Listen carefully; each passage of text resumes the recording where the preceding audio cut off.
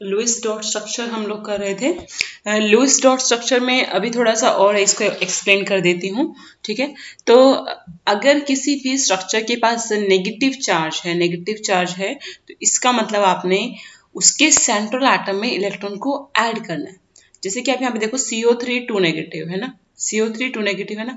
Central atom कौन है? Carbon. तो कार्बन के जनरली वैलेंस इलेक्ट्रॉन कितने होते हैं? 6 होते हैं, है ना। तो सॉरी 2s2 2p2 सॉरी 4 होते हैं। अगर 2 ऐड कर दूंगी तो 6 हो जाएंगे, ठीक है, क्लियर। तो अगर नेगेटिव चार्ज है तो सेंट्रल एटम के वैलेंस इलेक्ट्रॉन में जितना नेगेटिव चार्ज है उतना इलेक्ट्रॉन आपने ऐड करना है, ठीक है। किस चीज के लिए कर रहे हो ऐड? ताकि मैं इनका लुईस डॉट स्ट्रक्चर बना सकूं, ठीक है। इस पर्पस के लिए ऐड करना है, क्लियर। और सेंट्रल एटम कौन सा होना चाहिए और सराउंडिंग एटम कौन सा होना चाहिए? देखो जैसे CO3 है, ऑक्सीजन 3 ऑक्सीजन लगे हैं ना, तो ये 3 ऑक्सीजन क्या है? ये सराउंडिंग एटम है। वेराज कार्बन जो है आपका वो सेंट्रल एटम होता है। तो जनरली हमेशा याद रखना, जो लेस इलेक्ट्रोनेगेटिव हो दोनों में से, है ना, 2 या 3 जो भी है जिससे मॉलिक्यूल बना है, जो लेस इलेक्ट्रोनेगेटिव होगा वो आपका सेंट्रल एटम होगा, ठीक है। हाइड्रोजन आपका सेंट्रल एटम नहीं होता है, ठीक है, कभी भी, क्योंकि हाइड्रोजन ने एक ही बॉन्ड बनाना है तो वो कभी सेंट्रल एटम नहीं बनेगा। Okay, clear. तो जैसे NF3 है यहाँ पर, तो नाइट्रोजन और फ्लोरीन में कौन ज्यादा इलेक्ट्रोनेगेटिव है? सॉरी, फ्लोरीन ज्यादा इलेक्ट्रोनेगेटिव है और नाइट्रोजन कम इलेक्ट्रोनेगेटिव है। तो कम इलेक्ट्रोनेगेटिव वाला ही सेंट्रल एटम बनेगा। मतलब देखो नाइट्रोजन ही सेंट्रल एटम बना है, सेंट्रल एटम, ठीक है। उसके बाद HNO3 देखो, H मैंने बता दिया, H तो सेंट्रल एटम नहीं बन सकता, तो कौन सा बनेगा? Out of nitrogen and oxygen.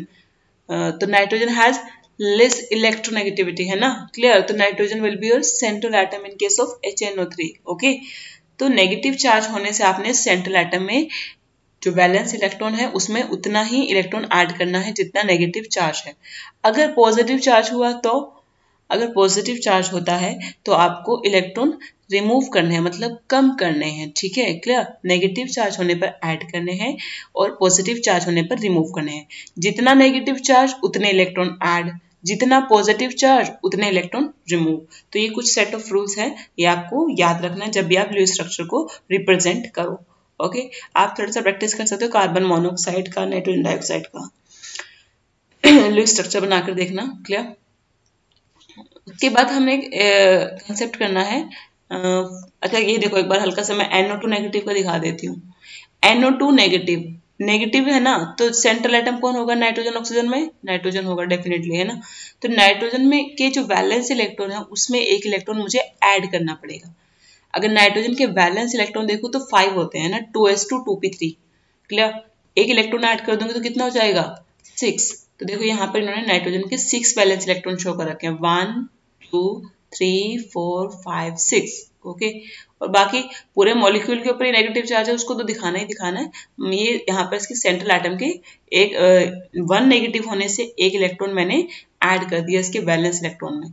अब आप देख सकते हो कि इसका किससे कितना बॉन्ड बन रहा है। यहाँ पर देखो, यहाँ पे इधर ऑक्सीजन है, इधर ऑक्सीजन है ना। ये ऑक्सीजन क्या कर रहा है? देखो ऑक्सीजन के पास 6 होते हैं, तो 2 4 5 6 है ना। तो इसको 2 और चाहिए, है ना, इलेक्ट्रॉन। तो ये क्या करेगा? नाइट्रोजन ने एक इलेक्ट्रॉन इसको यहाँ से शेयर कर दिया और एक इलेक्ट्रॉन यहाँ से शेयर कर दिया, ठीक है। तो ये कितने इलेक्ट्रॉन शेयर हो रहे हैं इस ऑक्सीजन और इस नाइट्रोजन के बीच में? 4 इलेक्ट्रॉन शेयर हो रहे हैं। या फिर मैं कहूँ ये क्या है? ये 2 शेयर्ड पेयर ऑफ इलेक्ट्रॉन है। पेयर में हम क्या करते हैं, एक पेयर में 2 इलेक्ट्रॉन होते हैं ना, अगर पेयर में कन्वर्ट करना है तो 2 से डिवाइड कर दो 4 को, है ना, सिंपल सी बात है। तो पेयर कितने हैं? ये 2 पेयर है ना। अगर 2 शेयर्ड पेयर है इसका मतलब यहाँ पर कैसा बॉन्ड आएगा? डबल बॉन्ड आएगा। कोवेलेंट बॉन्ड कैसा होगा? डबल बॉन्ड होगा, ठीक है, क्लियर।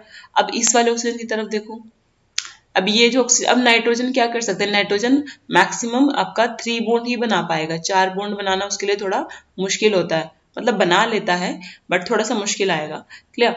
तो कैसा होगा देखो, ये जो ऑक्सीजन है ना, ये ऑक्सीजन, अगर नाइट्रोजन 4 बॉन्ड यहाँ पर बनाता भी है, ठीक है, मेरी बात सुनो, अगर नाइट्रोजन यहाँ पर 4 बॉन्ड बनाता तो यहाँ पर एक जैम बोर्ड से दिखाती हूँ तुमको, तो समझ में नहीं आएगा। देखो नाइट्रोजन जो है, नाइट्रोजन के पास 4 ऑर्बिटल हैं, तो नाइट्रोजन 4 ऑर्बिटल से अपना 4 बॉन्ड बना सकता है, नो डाउट। बट हमें ये भी देखना है कि जैसे यहाँ पर इसने कि उसका ऑक्टेट तो ज्यादा नहीं हो रहा, क्योंकि नाइट्रोजन एक ही इलेक्ट्रॉन रख पाएगा, 8 से ज्यादा इलेक्ट्रॉन वो नहीं रख सकता। उसके पास 4 ही ऑर्बिटल हैं और एक ऑर्बिटल में 2 इलेक्ट्रॉन आते हैं। तो नाइट्रोजन जो आपका मैक्सिमम कितने इलेक्ट्रॉन एकोमोडेट कर पाएगा अपनी सेकंड शेल में, 8 कर पाएगा। ठीक है, तो हमें ये भी ध्यान रखना है कि शेयरिंग के बाद कहीं नाइट्रोजन के पास 8 से ज्यादा तो नहीं हो रहे हैं। ठीक है, अब जैसे यहाँ पे इसने शेयरिंग कर ली है ना, कितने हो गए, अब देखो नाइट्रोजन के पास कितने इलेक्ट्रॉन हो गए, 2, यहाँ पे 2 इसके अपने हो रहे हैं, ओहो सॉरी,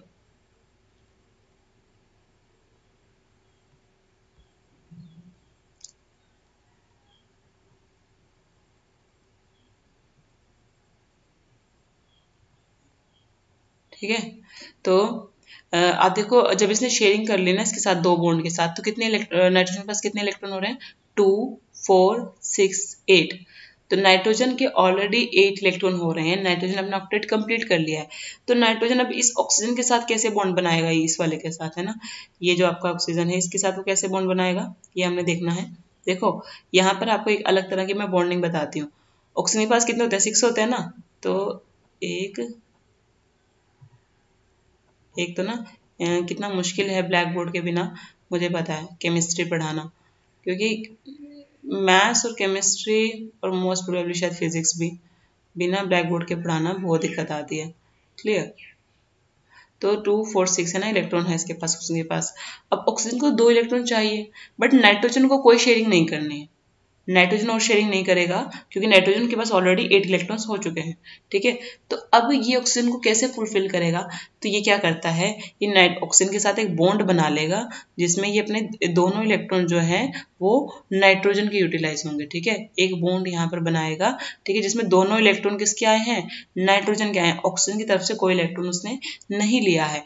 इस तरह का बॉन्ड जहां पर दोनों इलेक्ट्रॉन एक ही एटम की तरफ से आए, दोनों इलेक्ट्रॉन एक ही एटम की तरफ से आए, उसको हम कोऑर्डिनेट बॉन्ड कहते हैं। ठीक है, ये जो आपका बॉन्ड हुआ ये कैसा हुआ, इसे बोलते हैं coordinate.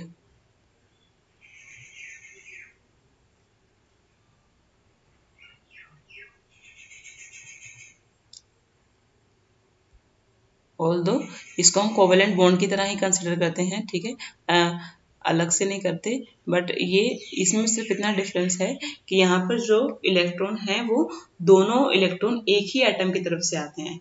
Otherwise normal covalent bond में क्या होता है कि एक इलेक्ट्रॉन इस एटम की तरफ से आता है, दूसरा इलेक्ट्रॉन इस एटम की तरफ से आता है, तब बॉन्ड बनता है। बट कोऑर्डिनेट बॉन्ड में दोनों इलेक्ट्रॉन एक ही एटम की तरफ से आएंगे। तो यहाँ पर नाइट्रोजन ने दोनों इलेक्ट्रॉन दिए हैं, तो नाइट्रोजन ने ऑक्सीजन के साथ कोऑर्डिनेट बॉन्ड बनाया।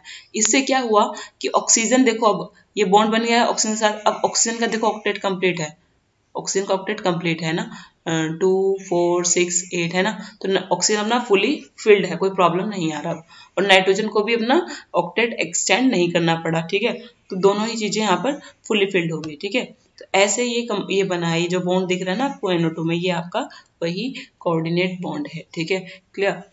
दो तरह की पॉसिबिलिटी हो सकती है, देखो उसने दिखाया कि या तो इस वाले ऑक्सीजन के साथ जो लेफ्ट साइड में ऑक्सीजन है उसके साथ डबल बॉन्ड बना ले, राइट के साथ कोऑर्डिनेट बना ले, है, या फिर वो क्या कर सकता है, लेफ्ट वाले के साथ कोऑर्डिनेट बनाएगा, राइट वाले के साथ डबल बॉन्ड बनाएगा, है ना, दोनों ऑक्सीजन ही तो है, कोई डिफरेंस थोड़ी ना है। क्लियर। इसके बाद हमने एक चीज अच्छी से बहुत पढ़नी है, फॉर्मल चार्ज, ये बहुत इंपॉर्टेंट है। ठीक है, फॉर्मल चार्ज निकालना आना चाहिए आपको। और फॉर्मल चार्ज नॉर्मल चार्ज के जैसा नहीं होता। जैसे NO2 नेगेटिव है, उसमें नॉर्मल जो आप ये चार्ज देख रहे हो NO2 नेगेटिव, ये नेगेटिव ये रिप्रेजेंट करता है कि इलेक्ट्रॉन का गेन हुआ है। फॉर्मल चार्ज इलेक्ट्रॉन के गेन या लॉस के लिए नहीं है।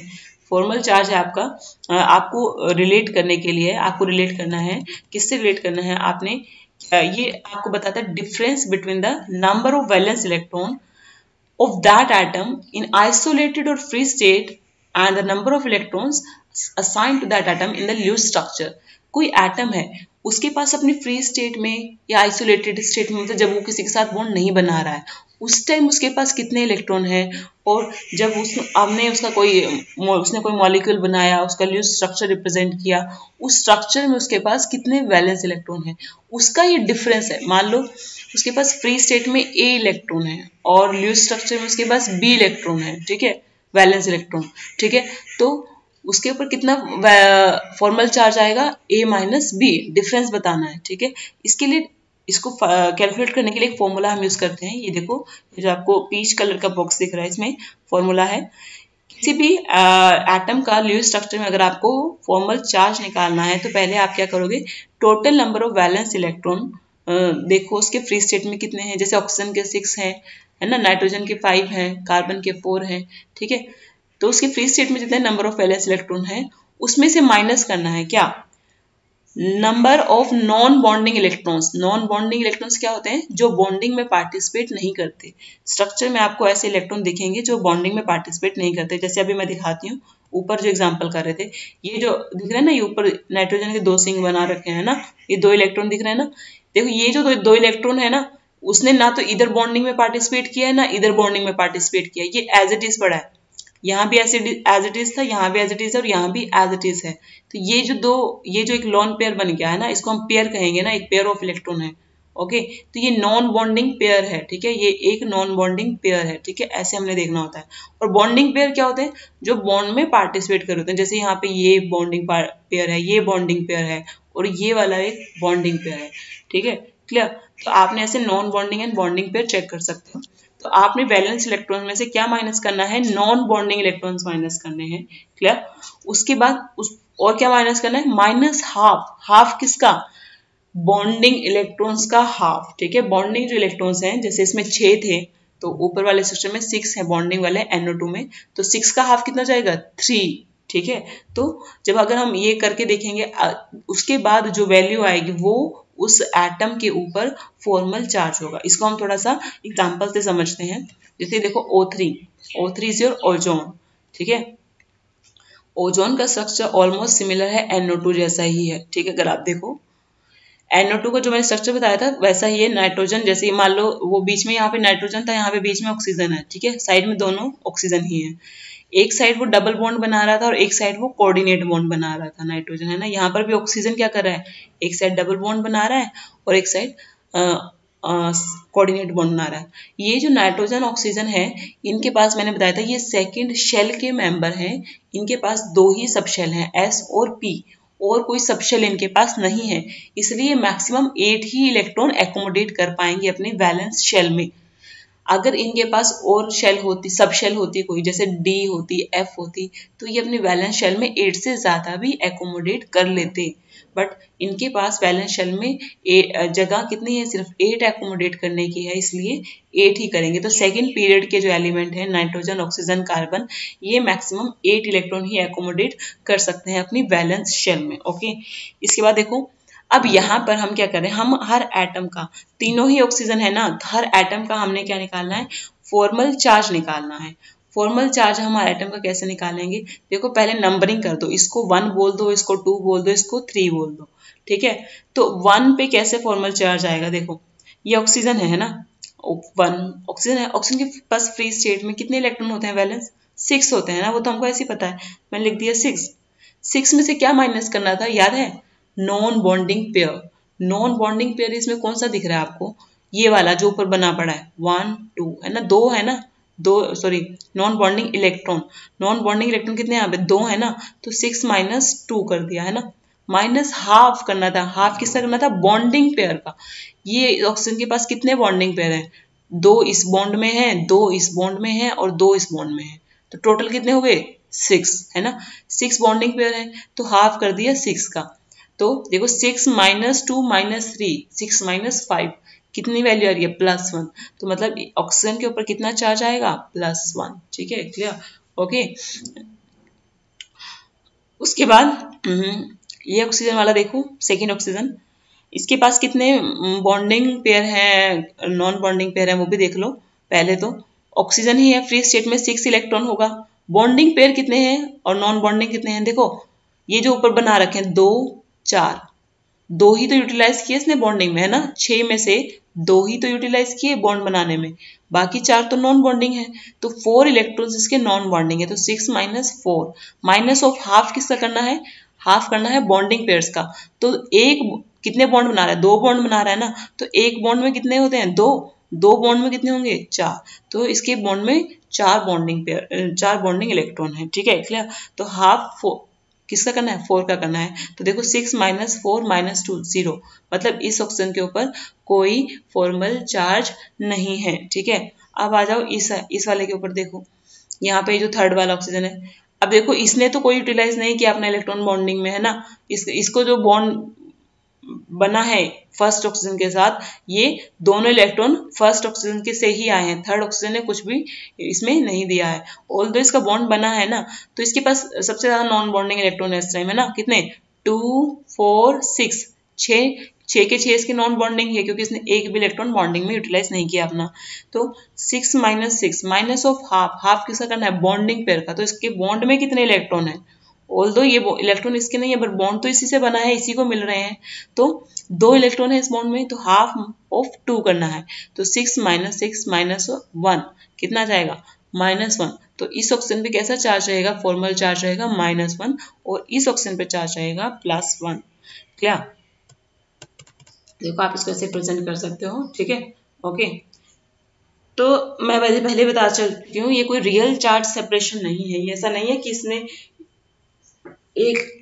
किसने कहीं इलेक्ट्रॉन दे दिया, इसने कहीं ले लिया। ये आपको बताता है कि अगर ये एटम लुईस स्ट्रक्चर में मतलब एक इलेक्ट्रॉन ज्यादा यूटिलाइज कर रहा है और ये एक इलेक्ट्रॉन कम यूटिलाइज कर रहा है, क्योंकि देखो यहाँ पे 3 इलेक्ट्रॉन क्या बोलते हैं, 3 बॉन्ड बना रहा है ना ऑक्सीजन, ठीक है। तो अगर आप देखो यहाँ पर इसमें ऑल तो ये जो हमें तो पता है कोऑर्डिनेट बॉन्ड है, बट अगर नॉर्मली किसी को नहीं पता चलेगा ना, ये नॉर्मल तो कोवेलेंट बॉन्ड जैसा दिख रहा है ना।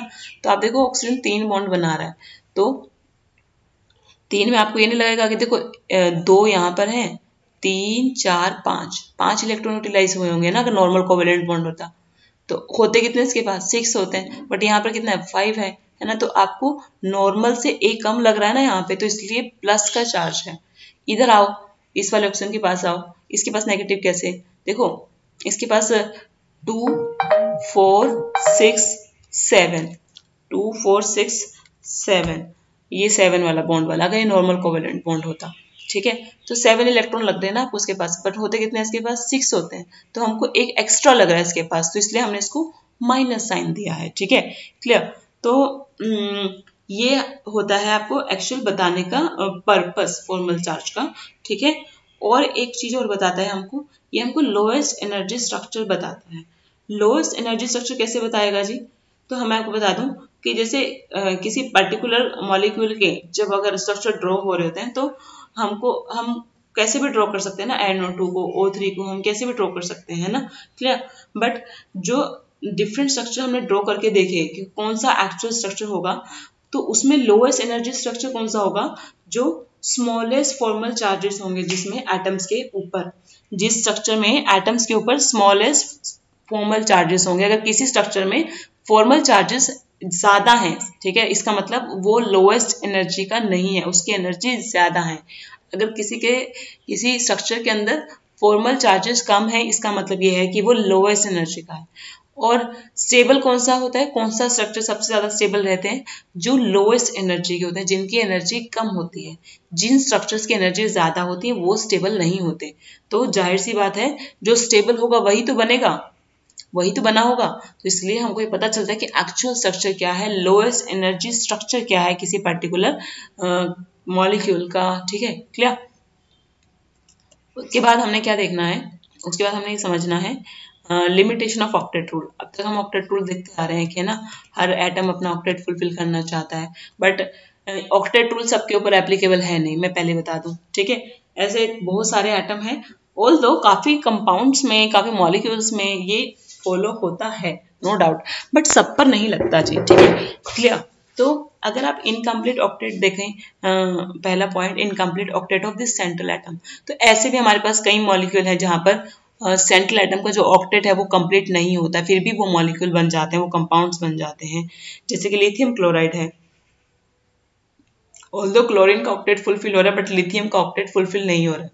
लिथियम के पास तो 2s2 हो रहा है ना, 2s1 से 2s2 हो जाएगा। बेरिलियम हाइड्राइड, हाइड्रोजन का ऑक्टेट, तो हाइड्रोजन में तो ऑक्टेट वाला कंसेप्ट नहीं है। बेरिलियम को देखो कितने हो रहे हैं, 4 इलेक्ट्रॉन बन रहे हैं बेरिलियम के पास, ठीक है, 4 इलेक्ट्रॉन, 8 नहीं बन रहे हैं। सिमिलरली यहाँ पे बोरॉन के पास देखो कितने इलेक्ट्रॉन बन रहे हैं शेयरिंग के बाद, मॉलिक्यूल बनाने के बाद 2 4 6 बन रहे हैं, 8 नहीं बन रहे। ठीक है, तो ऐसा नहीं है कि ऑक्टेट रूल हर जगह नहीं लगता। कहीं ऐसे कंपाउंड्स हैं जहां पर ऑक्टेट नहीं भी फुलफिल हो रहा, तब भी मॉलिक्यूल बॉन्ड बना, एटम्स बॉन्ड बना रहे हैं। इसी तरह हम अल्यूमिनियम क्लोराइड और बोरॉन फ्लोराइड में हम देख सकते हैं, यहाँ पर भी ऑक्टेट रूल फॉलो नहीं होता।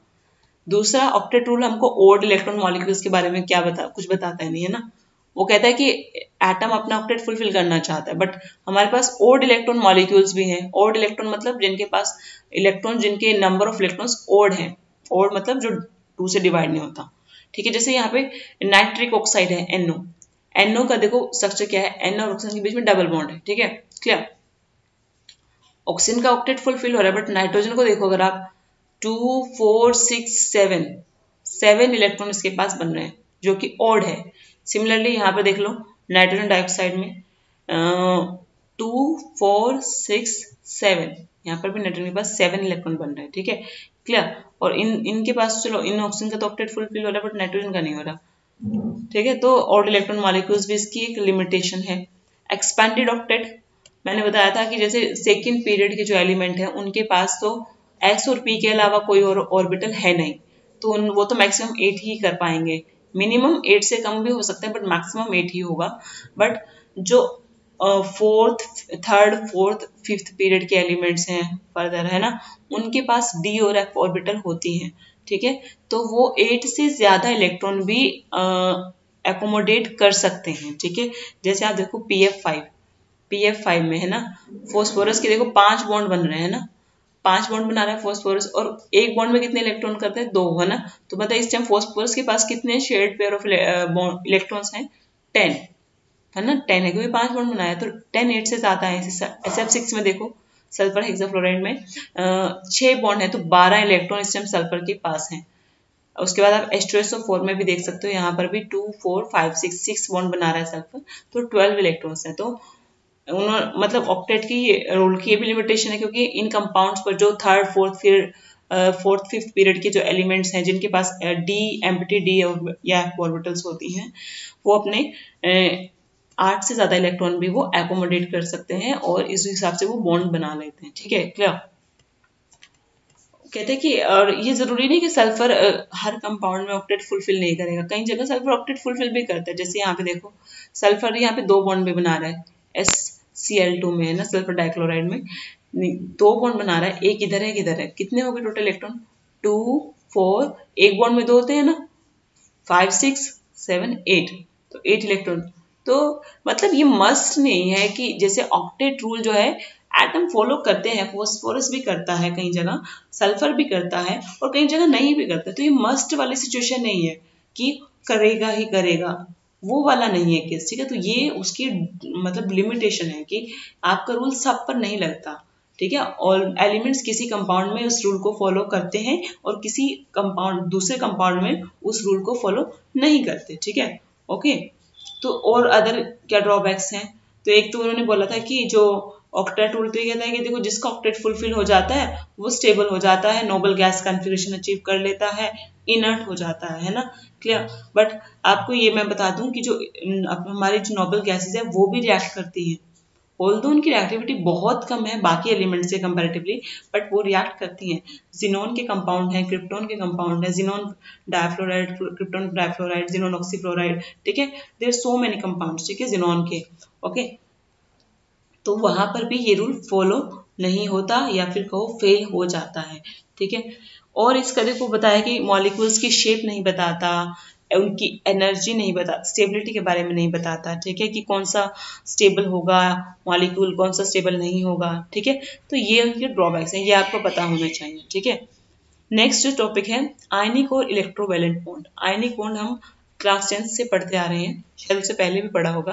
तो आयनिक बॉन्ड मैंने बताया था आयन से बनता है, कैटायंस और अनायंस। ठीक है, यहाँ पर एज सच कोवेलेंट बॉन्ड की तरह कोई शेयरिंग नहीं होती है ना, ये एक just electrostatic force of attraction है। ठीक है, एक कैटायन और एक अनायन के बीच में। ठीक है, तो इसलिए मैं आपको बता दूं कि आयनिक बॉन्ड का जैसे हम कोवेलेंट बॉन्ड में हम ड्रॉ करते हैं ना, लाइंस ड्रॉ करते हैं, सी और Cl के बीच में अगर बॉन्ड है तो हमने हॉरिजॉन्टल लाइन ड्रॉ करते हैं। तो आयनिक बॉन्ड में हम ऐसी कोई हॉरिजॉन्टल लाइन ड्रॉ नहीं करते, क्योंकि ये जो है एक्चुअली यहाँ पे कोई शेयरिंग नहीं हुई है, ठीक है। यहाँ पर सिर्फ लॉस और गेन हुआ है इलेक्ट्रॉन का, और उसके बाद जो कैटायन और अनायन बने उनके बीच में इलेक्ट्रोस्टैटिक फोर्स ऑफ अट्रैक्शन है, ठीक है, क्लियर।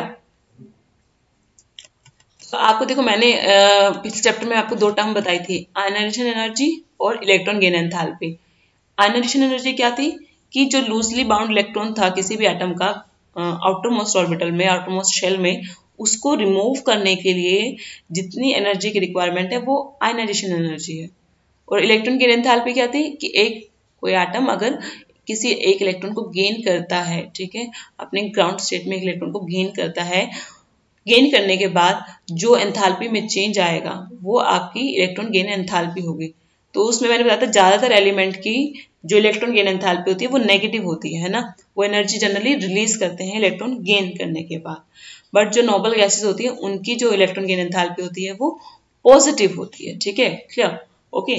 तो जिसकी यहाँ पे देखो ये जो प्रोसेस है M से देखो M पॉजिटिव बन गया, एक इलेक्ट्रॉन निकल गया, तो इस प्रोसेस में कौन सी एंथैल्पी आई होगी, आयनाइजेशन एंथैल्पी, है ना, ये आयनाइजेशन प्रोसेस है।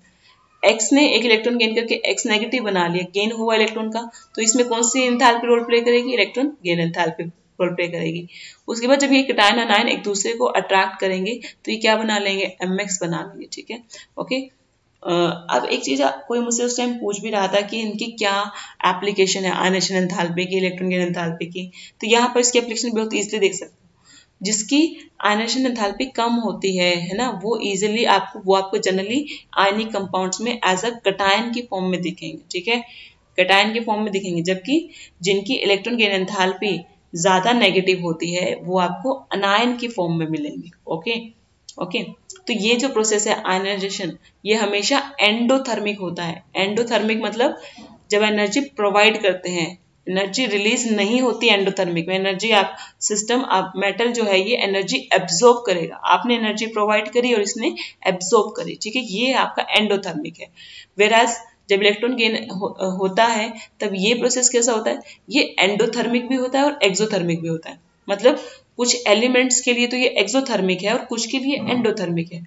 जैसे मैंने बताया था मोस्ट ऑफ द एलिमेंट्स के लिए ये एक्सोथर्मिक है। यहाँ पर ज्यादातर एलिमेंट्स एनर्जी रिलीज करते हैं इलेक्ट्रॉन गेन करने के बाद, तो ये जो प्रोसेस हुआ ज्यादातर एलिमेंट्स के लिए एक्सोथर्मिक हुआ।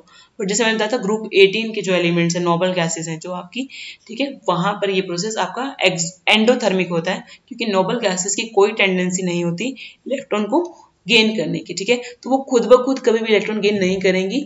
इसलिए आप पॉजिटिव का मतलब क्या हुआ कि बाहर से एनर्जी प्रोवाइड करनी पड़ेगी उनको, फोर्सफुली वो कर सकती हैं बट वो खुद से कभी भी इलेक्ट्रॉन गेन नहीं करेंगे, ठीक है, ओके। तो उसके बाद हमने एक और चीज करनी थी इसमें, तो जाहिर सी बात है, कहता है आयनिक बॉन्ड कौन सबसे इजीली बना लेगा, जिसकी आयनाइजेशन एंथैल्पी कम होगी और जिसकी इलेक्ट्रॉन गेन एंथैल्पी ज्यादा नेगेटिव होगी, है ना, वही आपका आयनिक बॉन्ड बनाएगा, ठीक है। इसलिए आपको ज्यादातर कहता है most of the ionic compound में आपको मेटल दिखेंगे कैटायंस की फॉर्म में, क्योंकि मेटल्स की जो आयनाइजेशन एंथैल्पी है वो कम होती है, और अनायंस की फॉर्म में आपको नॉन मेटालिक एलिमेंट्स मिलेंगे, जैसे फ्लोरीन, क्लोरीन, है ना, ये सब इनकी क्या होती है, इलेक्ट्रॉन गेन एंथैल्पी काफी ज्यादा होती है।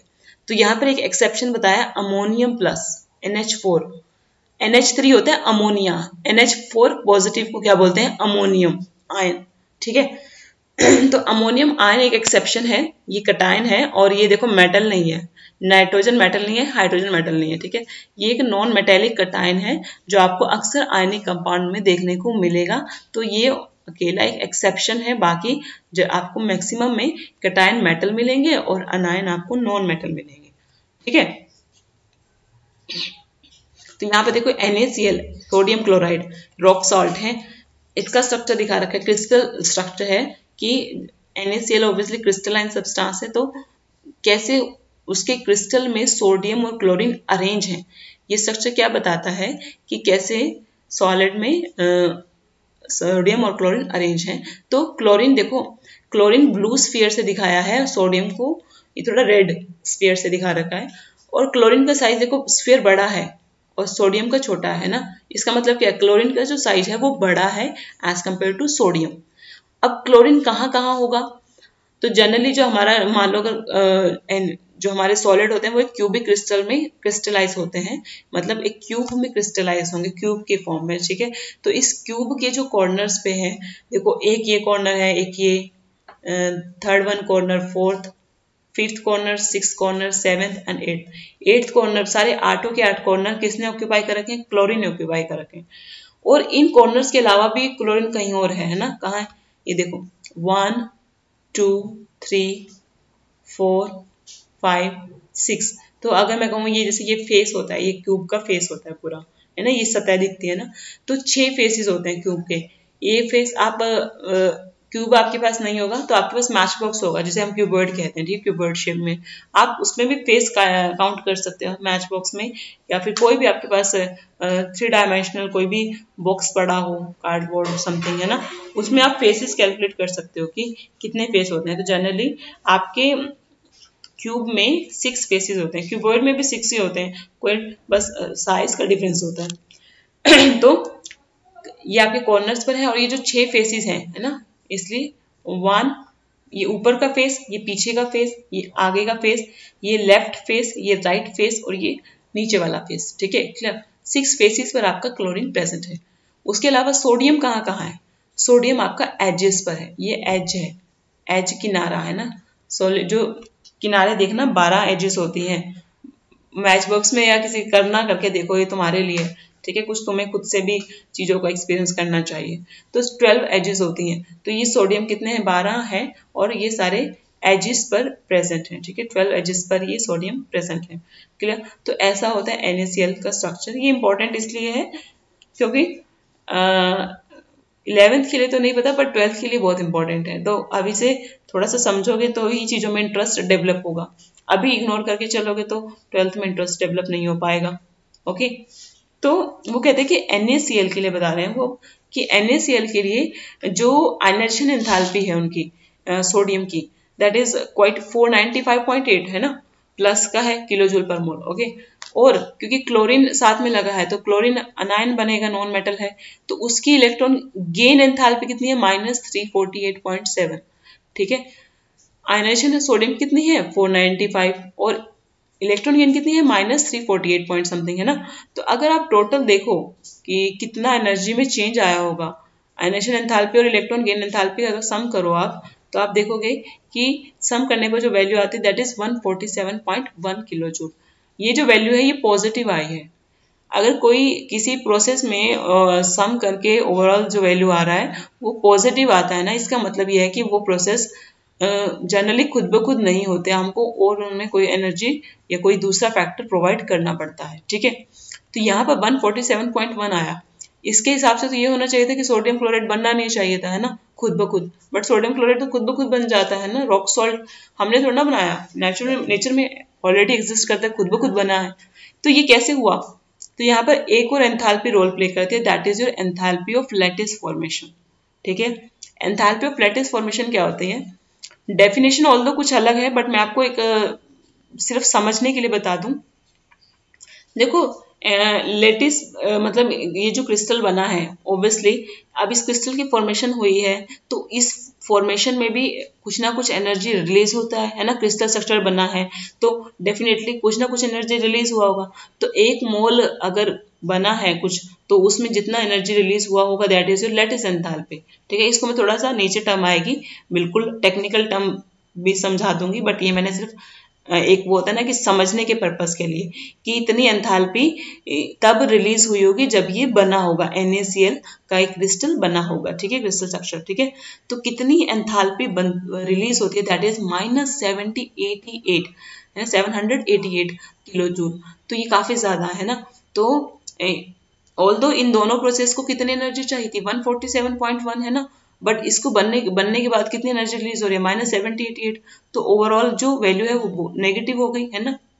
ओवरऑल वैल्यू नेगेटिव कैसे होगी भाई, इसको इतनी चाहिए थी, बनने के बाद इतनी एनर्जी रिलीज हो रही है, तो ये तो कुछ भी नहीं है 70-88 के अलावा, आगे 88 के आगे 70-88 बोले जा रही हूँ बार बार, 788 के आगे ये 147 तो कुछ भी नहीं है, है ना। मैं कह रही हूँ तुझे 147 की रिक्वायरमेंट है, तुझे 147 रुपीज लेने हैं, तो मैं तुझे कहेगा तूने काम कर लिया, NaCl का क्रिस्टल बना दिया, तो तेरे को 788 रुपीज मिलेंगे।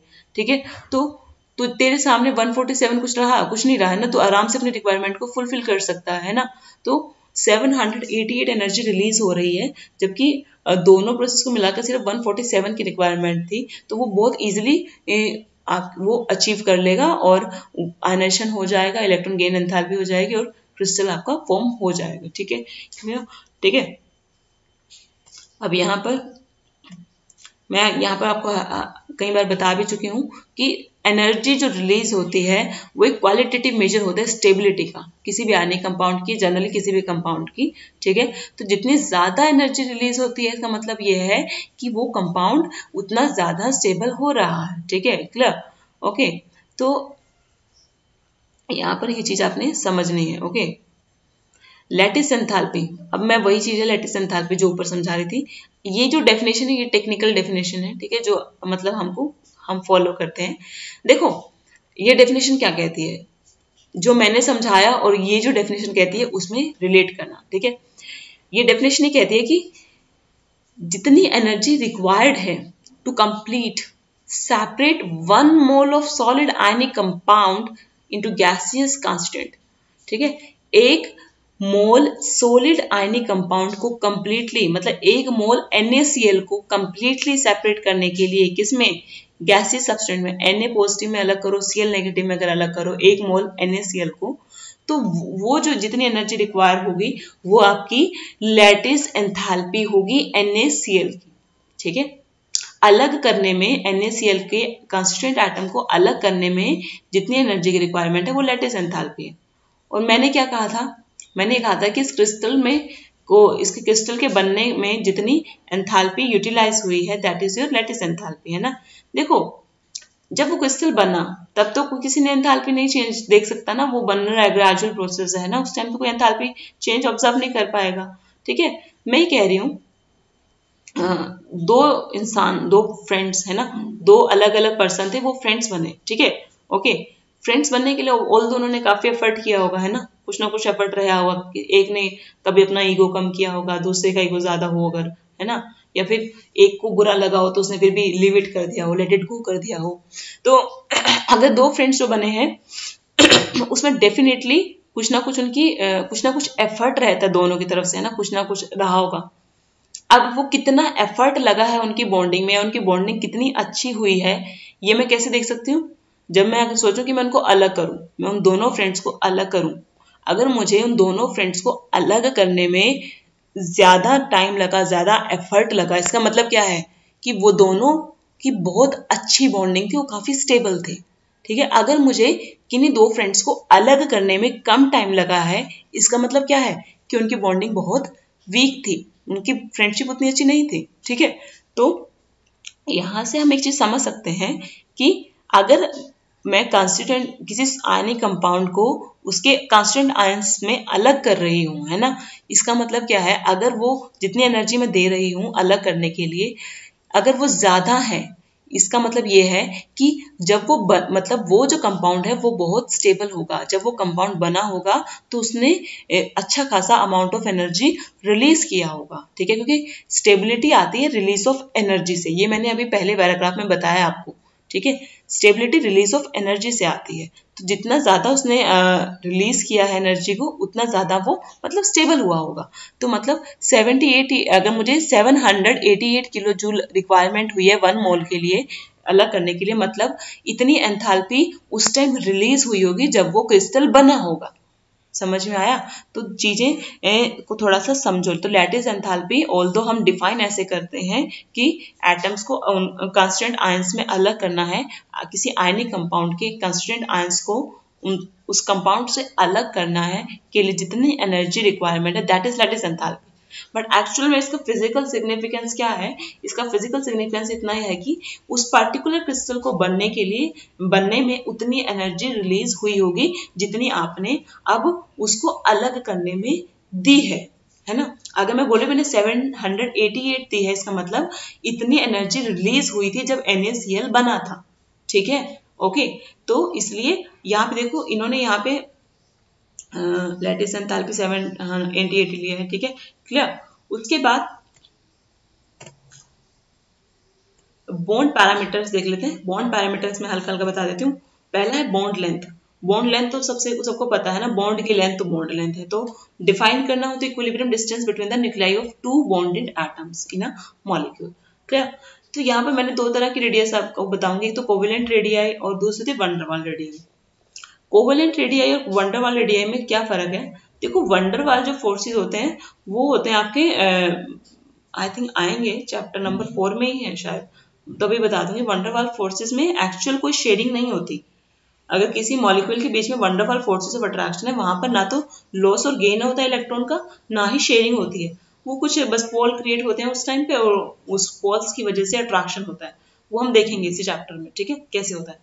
बट केमिकल कोवेलेंट बॉन्ड में क्या होता है, प्रॉपर शेयरिंग होती है इलेक्ट्रॉन्स की, है ना, वो आपने देखा है, इलेक्ट्रॉन शेयर होते हैं। तो दोनों में बॉन्डिंग डिफरेंट होती है, इस वजह से दोनों की रेडियस डिफरेंट होगी। एक कंपाउंड जिसमें कोवेलेंट बॉन्ड है उसका रेडियस अलग होगा, वही कंपाउंड अगर वंडरवाल फोर्सेस से कहीं इंटरेक्ट कर रहा है तो वहां पर उसका रेडियस अलग होगा, ठीक है, क्या। तो यहाँ पे मैं आपको चीज बता दूं कि कोवेलेंट रेडियस को कैसे मेजर करते हैं हम। It is approximately as the radius of an atom's core which is in contact with the core of an adjacent atom in a bonded situation. देखो इसको देखते हैं यहाँ पे स्ट्रक्चर से। देखो ये कोई ए और बी है, इन दोनों के बीच में क्या है, कोवेलेंट बॉन्ड है, ठीक है। एक मिनट, इसके ऊपर तो कुछ नहीं है ना, हाँ। तो मैंने दोनों की देखा कि ये ए अगर एटम है स्फीयर की फॉर्म में तो ये इसकी क्या है, रेडियस है आर ए। ये अगर बी एटम है तो इसकी क्या रेडियस हुई, आर बी, ठीक है। तो कैपिटल आर मैंने डिफाइन कर दिया, कैपिटल आर जो होगा वो होगा R A plus R B, दोनों की रेडियस का जो सम है वो मैंने कहा कि वो कोवेलेंट रेडियाई होगी किसकी, एटम ए एंड बी की, ठीक है, क्लियर। सॉरी, आर जो है वो बॉन्ड लेंथ है और R A and R B जो है वो कोवेलेंट रेडियाई होगी ए एंड बी की, ठीक है। आर क्या हुआ, इसकी बॉन्ड लेंथ, क्योंकि बॉन्ड लेंथ तो क्या हुआ, दोनों के बीच के जो यहाँ से इसका न्यूक्लियस और ये इसका न्यूक्लियस सेंटर, ठीक है, इन दोनों के हमने रेडियस देखा कितने हैं, ठीक है। ये एक ही है, ये बी की रेडियस है। तो जब दोनों बॉन्ड बने मतलब दोनों दूसरे कितने पास पास आएंगे, इससे ज्यादा पास पास तो नहीं आ सकते, अंदर तो घुसेंगे नहीं, है ना, एक दूसरे के, मैक्सिमम इतना ही पास आ सकते हैं। तो इतना मतलब इतना उनका बॉन्ड लेंथ हुआ होगा, ठीक है, क्लियर, ओके। अब वंडरवाल में देखो कैसे देखते हैं, वंडरवाल में देखो कैसे देखेंगे। वंडरवाल रेडियस क्या है, simply overall size of an atom which includes its valence shell in a non bonded situation. देखो डेफिनेशन से ऐसी चीजें समझ में नहीं आती, थोड़ा सा फिगर से समझते हैं। ये जो मॉलिक्यूल है ये Cl2 का Cl2 के साथ इंटरेक्शन दिखाया हुआ है। क्लोरीन है मॉलिक्यूल Cl2, ये Cl2 है और ये Cl2 है। एक Cl2 दूसरे Cl2 के साथ वंडरवाल फोर्सेस से इंटरेक्ट करता है, ठीक है। तो यहाँ पर मैं देखूंगी कि इसकी क्या वंडरवाल रेडियस होगी, ठीक है, क्लियर। तो यहाँ पे ये देखो ये जो मॉलिक्यूल है इसके सेंटर से लाइन ड्रॉ करी है ना, ये वाली, ये जो लाइन जा रही है दिस वन, ये लाइन ड्रॉ करी है ना। ये जो मॉलिक्यूल है इन दोनों के सेंटर से एक लाइन ड्रॉ कर दी है ना। मैंने उसके बाद क्या किया, इन दोनों जो वर्टिकल या मेरे नज़र से वर्टिकल है, तुम्हारी नज़र से डायगोनल भी हो सकती है, ठीक है। तो इन दोनों के बीच का जो डिस्टेंस है दैट इज 360, ठीक है, 360 आया। तो वंडरवाल रेडियस क्या होगी, इन जो आपने ये डिस्टेंस मेजर किया है ना दोनों के बीच का, ऐसे मतलब एक लाइन ड्रॉ करी इसके सेंटर से पास करते हुई, एक लाइन ड्रॉ करी इन दोनों के सेंटर से पास करती हुई, तो उन दोनों के इन दो लाइंस के बीच में जो डिस्टेंस है 360, इसका जो हाफ होगा वो इस मॉलिक्यूल की वंडरवाल रेडियस होगी, ठीक है, क्लोरीन की वंडरवाल रेडियस होगी। तो 360 का हाफ है 180, तो 180 क्लोरीन की वंडरवाल रेडियाई होगी, ठीक है, क्लियर, ओके। तो RVWD वंडरवाल रेडियाई के लिए रिप्रेजेंट करते हैं और RC कोवेलेंट रेडियाई के लिए टर्म हम यूज करते हैं। तो ये होता है आपके कोवेलेंट एंड वंडरवाल रेडियाई। उसके बाद आखिरी मैं बता दूं बॉन्ड एंगल। बॉन्ड एंगल कैसे देखते हैं, bond angle is defined as a angle between the orbitals containing bonding electrons pairs around the central atom in molecule. अगर ऑक्सीजन सेंट्रल एटम है तो इसकी जो बॉन्डिंग ऑर्बिटल के बीच का जो एंगल होगा वो बॉन्ड एंगल होगा। अब तुमको कैसे पता बॉन्डिंग ऑर्बिटल कहाँ है ना, मेरे को तो नहीं, मैं तो अगर 11th में होती मैं तो सोचती हूँ यार कहाँ है इसकी बॉन्डिंग ऑर्बिटल, ठीक। देखो बॉन्डिंग ऑर्बिटल कहीं नहीं है, जहाँ ये बॉन्ड बना रहा है ना वहीं बॉन्डिंग ऑर्बिटल है। मैंने बताया था बॉन्ड जो बनते हैं वो एक्चुअली ऑर्बिटल की ओवरलैप से बनते हैं। ये अपनी ऑर्बिटल इस हाइड्रोजन से जब ओवरलैप करता है, ठीक है, तभी बॉन्ड बनता है। तो यहाँ पर अगर बॉन्ड बना है तो मतलब यहाँ पर ऑक्सीजन की एक ऑर्बिटल है, अगर यहाँ पर बॉन्ड बना है तो यहाँ पर भी ऑक्सीजन की एक ऑर्बिटल है। तो इन दो जो बॉन्डिंग ऑर्बिटल हुई ना, क्योंकि ये ऑर्बिटल क्या बॉन्डिंग में पार्टिसिपेट कर रही है, तो ये बॉन्डिंग ऑर्बिटल है, ठीक है। इन जो ऑर्बिटल के बीच में जो बॉन्ड एंगल है वो कितना देखा मैंने, आया 104.5 डिग्री।